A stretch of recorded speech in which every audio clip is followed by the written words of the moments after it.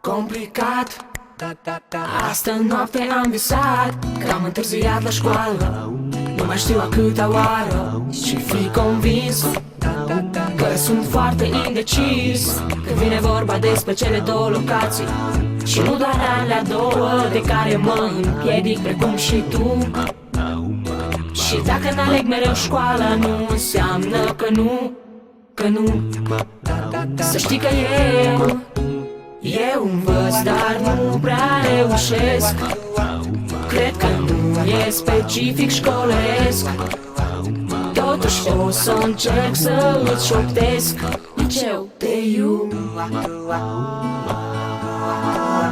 Sunt ciudat, nu sunt genetic structurat să spun așa ceva, părerea mea. Și sunt convins că la fel s-a întâmplat și cu voi cei dinaintea mea. Toți absolvenții au avut de învățat, de trișat, de inventat. Scara cea neagră, bufetul, radioul, școalul și pauza mare. Pe scurt, nu ne-a stat capul doar la cele două cuvinte. Să știi că eu învăț, dar nu prea reușesc. Cred că nu e specific școlesc.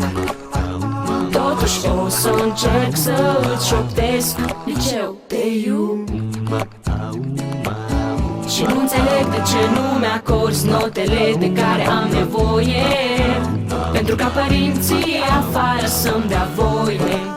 Pe bune nu înțeleg ce vrei, e suficient să te uiți în ochii mei. Eu învăț, dar nu prea reușesc. Nu, cred că nu e specific școlesc. Totuși o să încerc să îți șoptesc. Liceu te iub. Totuși o să încerc să îți șoptesc. Liceu te iub. Băi, dar chiar e greu. Stai, sunt alexandrist, deci pot. Totuși o să încerc să îți șoptesc. Liceu te iubesc.